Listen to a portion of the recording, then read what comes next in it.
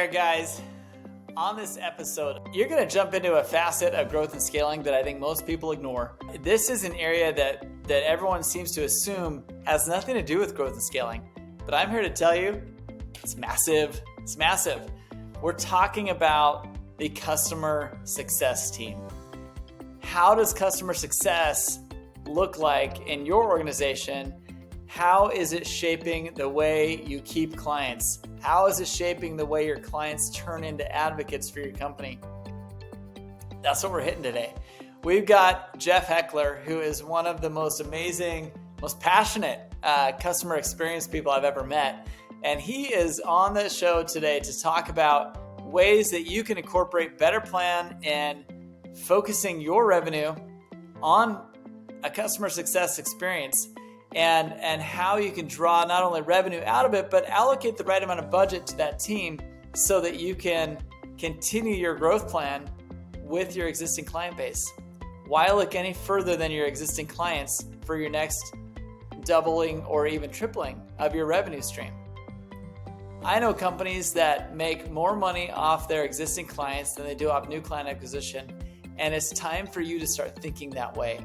You need to start thinking, how can I better serve my clients so they want to pay me more money to help them solve more of their problems? That's where we're at today with customer success. I hope you enjoy this interview with Jeff Heckler. He is going to wow you with information and give you experiences that he's lived through and been able to grow inside of these other companies to build an amazing customer success team and increase their revenue to build and scale the way they wanted to. Hope you enjoy this episode. Welcome to the Growth and Scaling Podcast. This is your host, Todd Westra, and I am so glad you're here today because we are going to interview an amazing founder or executive who is going to share with us their decisions that they made that exploded their growth. So if you need some inspiration, you want to hear how other businesses are doing it, this is a place to be, and we are glad you're here. Enjoy this episode. We have got an amazing guest on today because of what he does and how he helps people and how he builds revenue streams that most people don't think about as part of the revenue engine. And so I love the topic. We're going to jump right in. Jeff, tell us who you are and what do you do? My name is Jeff Heckler. I do all things for my company and customers, which will generate profitability, revenue, and make them have a good day, hopefully. I'm responsible at MarketSource for all things customer success, both internally and externally. We do productize customer success and take it with tech, people, and process. Of course, we run it internally as well. And that's across the organization. That's a thread that runs through the whole organization internally, not just my little fiefdom. So that's what I do, and that's what I'm about. Awesome. Now, when you say all things revenue, all things customer success, some people don't make the connection there. You and I talked briefly before this call, and having spent a lot of years doing customer success and customer experience and all that kind of stuff. What do you mean? Like, what is most people think of of revenue as new client acquisition. Yep. You're kind of from onboarding after that point. What do you mean by you're responsible for a significant portion of revenue? Significant, I'd like to think, depending where you are in the CS, the majority. So if you're post sales, you draw the line from NPCs, new paying customers, you draw the line and customer success owns everything thereafter. You're sitting on a substantial amount of revenue. That reoccurring, if you want to take the multiple and say, okay, what is sales bringing in over the next 12 months? And then put that up against what you're sitting on top of on reoccurring, what you're responsible for, and working on retention, let alone expansion and advocacy, then let's look at those numbers. And then let's look at, what I like to say too is I'm getting a little bit off topic already and we just started. But no, you're not. I love this. Let's look at budgets. Where's the CS training budget in comparison with sales? That should be the same ratio of dollars. I don't want to say 1-to-1 because in a lot of places CS will blow sales out of the water with their numbers. So that's the first place I like to go. and then I like to look at CAC and cost of maintaining the revenue.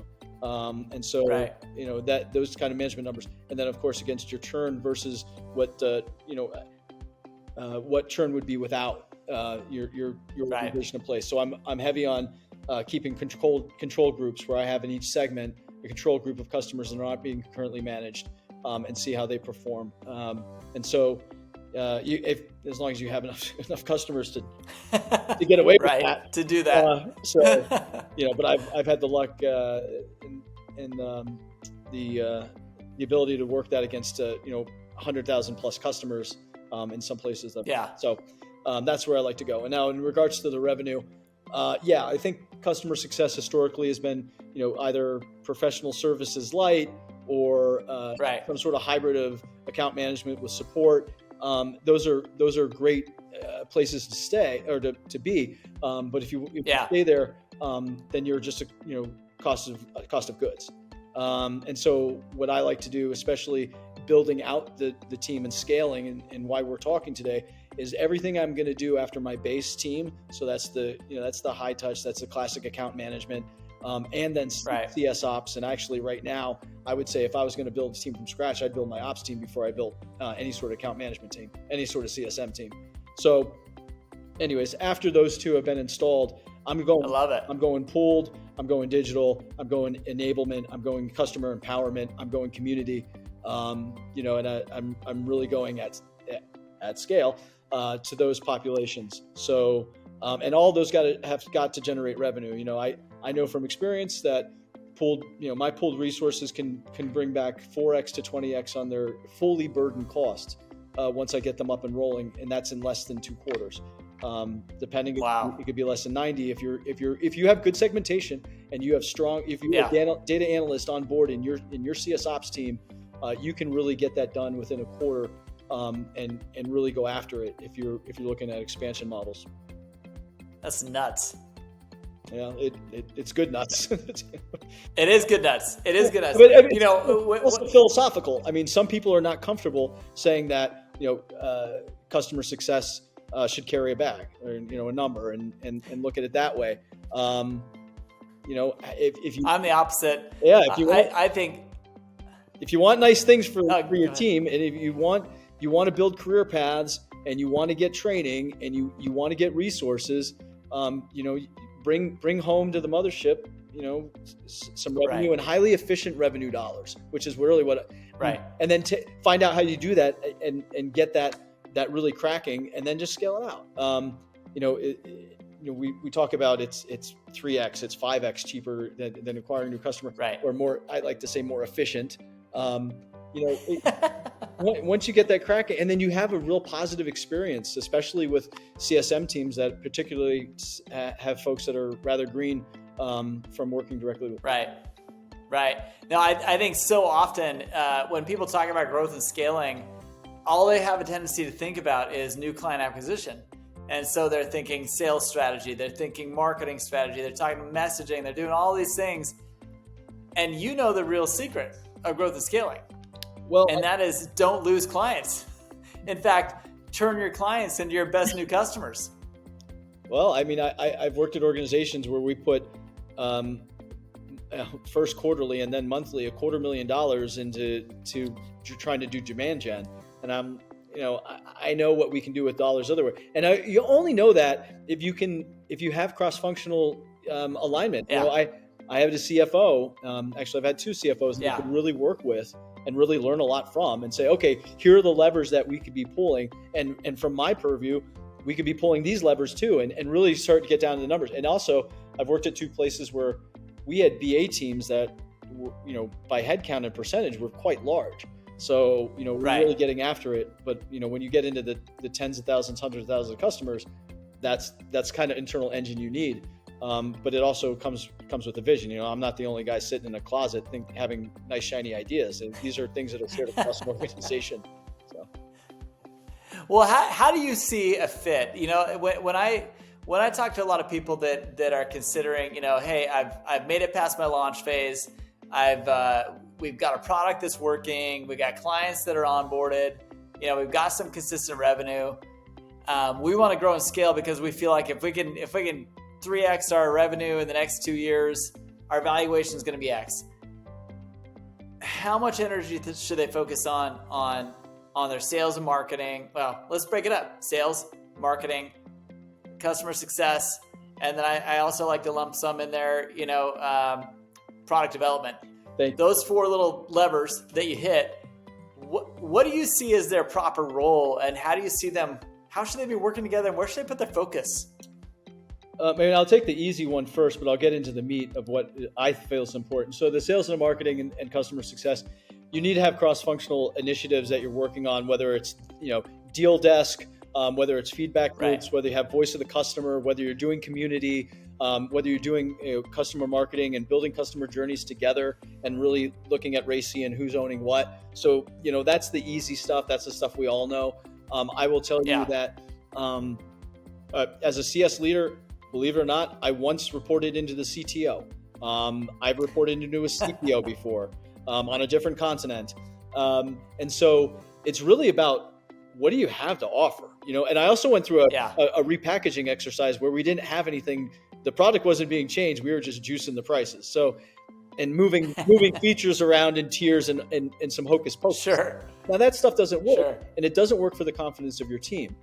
But if you have the right product leader alignment, you bring them into an all hands once in a while. You do some maybe you do a webinar with one of their engineers and do an AMA or an Ask Me Anything, or really start to build. Hey, you guys have confidence in us. We've got confidence in you, because it really. I learned this from watching my father in pharmaceuticals. The product end of the business and the sales end of the business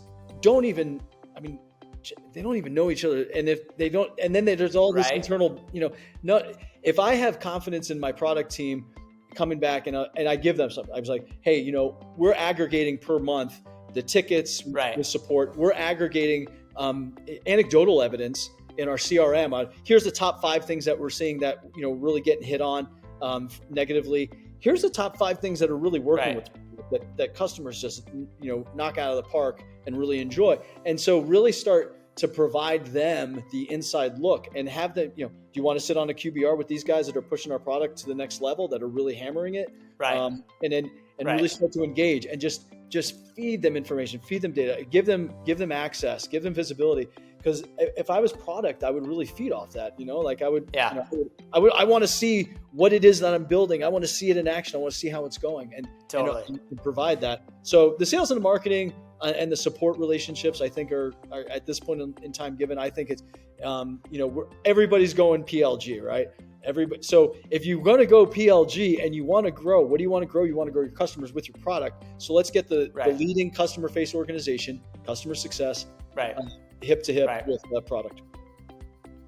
100%. I couldn't agree more. And I think that, more often than not, when I go into a company and I'm talking to them about their scaling plans and things like that, it's always about new client acquisition. And yet they have no idea what they're sitting on.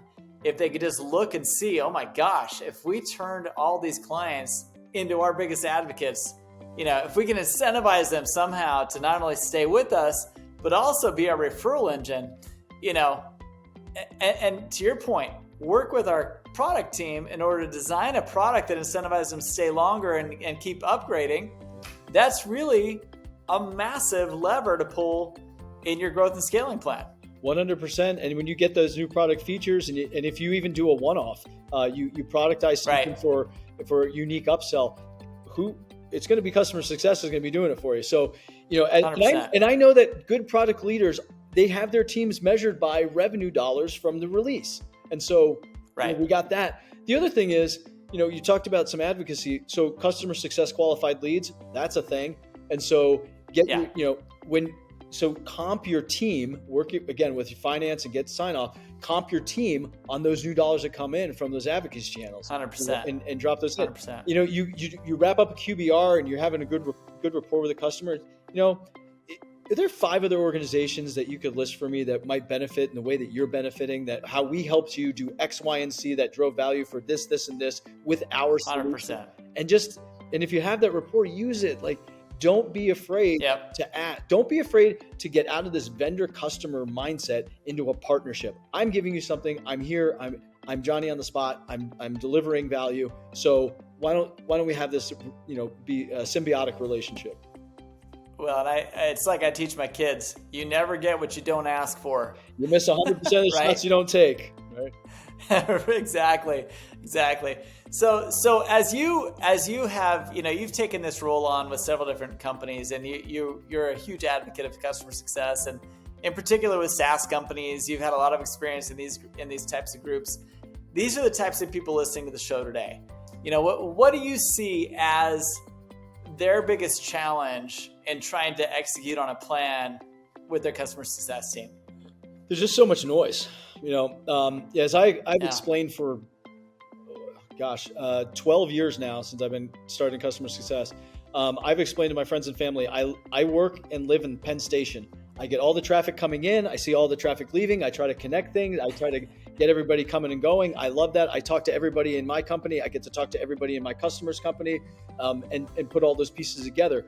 The downside to that is that, you're maddeningly try to work a cocktail room within, a cocktail party and the entire room in 5 to 10 minutes, while juggling a whole bunch of other things. I think, sales, the ratio is a little better, but customer success, the average is 50-50 admin versus FaceTime with your customers.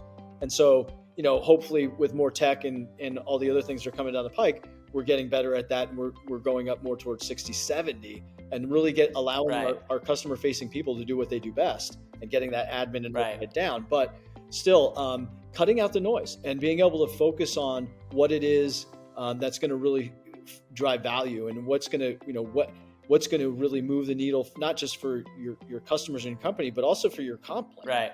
So, I'm not that comp plan, if we're talking about revenue, the comp plan does have numbers in it. It has things like retention and churn and GRR and NRR,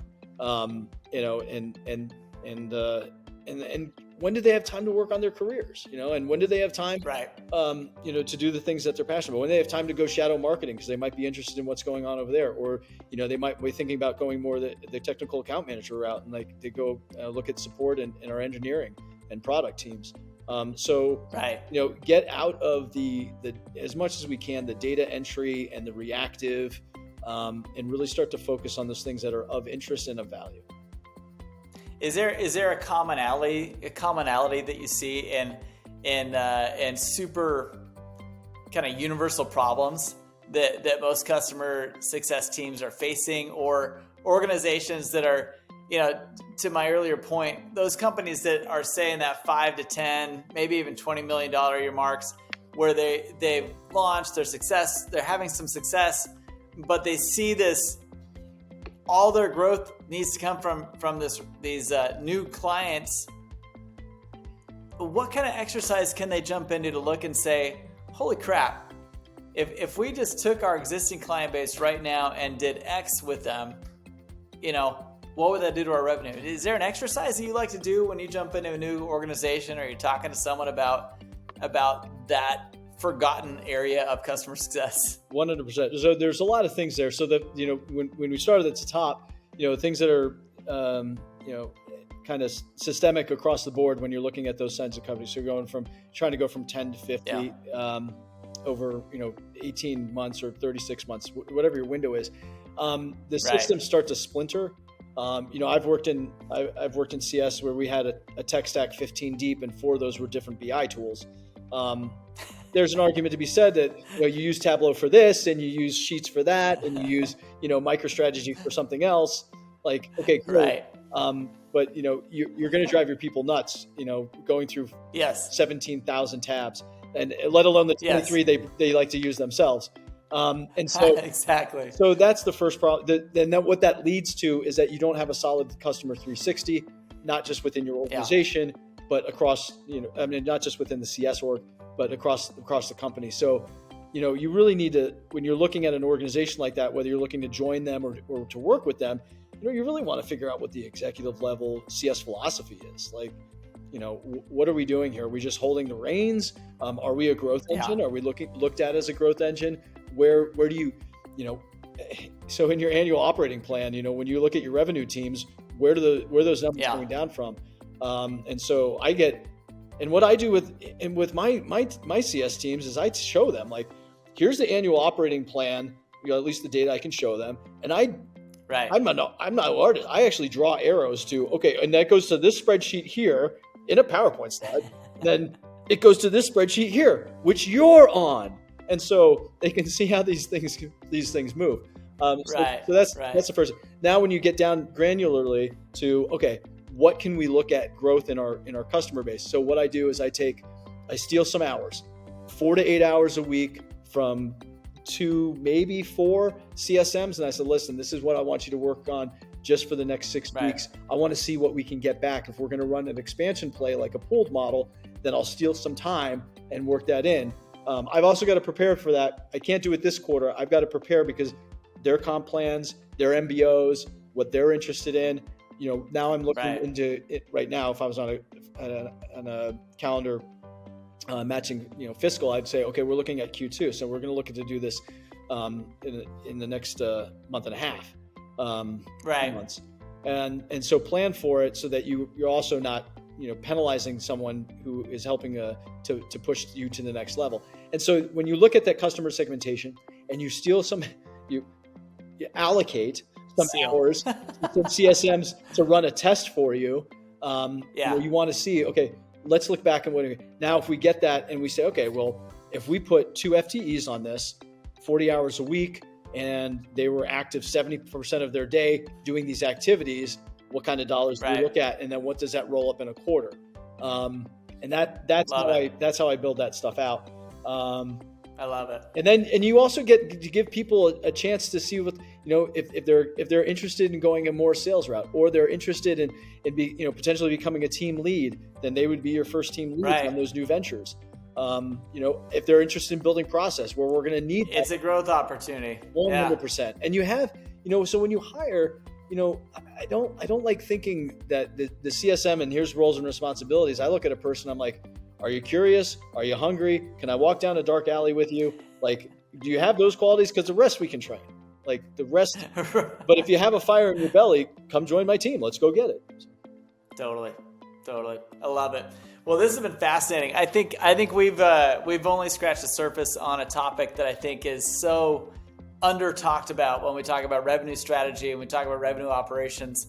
I really appreciate you hopping on today with us and exposing that and kind of sharing that with the world, because I think most people listening really don't consider that a revenue proposition. And I think that retention alone is a huge game changer, but not only the retention, but the client growth that comes from it, and upsells, new product offerings, new beta programs, all that kind of stuff comes into play with existing client base. So, as you shed that light, and you have been in several organizations where you've kind of turned things around in this regard, is there someone in your circle that you look at when you feel like you're hitting a wall with a company and they kind of inspire you, motivate you to kind of keep on trucking with what you're doing? Yeah, I mean, I have my circle. There's Gustavo Bianco is a guy that we've worked together, and he's a great guy to bounce thoughts off. He's incredibly creative, incredibly brave and bold, and awesome. He likes to tackle hard problems. Chris Jacobs, Graham Gill, they're guys I like to bounce thoughts off of. Rachel Provan she runs Provan Success, and she's gone out and done her own thing and really killing it in the best of ways. Jan Young, she's such a giver and so intelligent. Like, she's a real, just a very thoughtful in how she works through problem solving, and what she does for the community is huge. So those are just a few of the names that I think of that when I'm trying to work something out, I want to look at Barry Shrebnick at Forrester. She's a bright set of eyes on a problem that I'm trying to tackle, and just really love it. Straightforward. So love it. There are a lot of great ones out there. So well, that's a special thing about CS. This community thing is for real. You don't get into this because I don't know how, I mean, we all fall into this one way or the other, and I'm glad I did. Right. Well, that's awesome. Well, you're a great man. Appreciate your time with us today, and appreciate your insights. I think that for those of you out there that are looking for ways to grow and scale, don't look further than your own customer list. I mean, just think about what we talked about today and focus on how to make their experience better, how to keep their longevity as a client stronger and longer, and how can you entice them into new products and services that you could offer. So I think it's huge.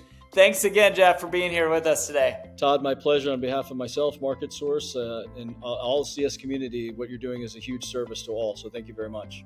Did that change your mind at all? Did that give you some insight at all about where you should be with your growth and scaling plan? I hope it did, because growth and scaling is not an easy thing.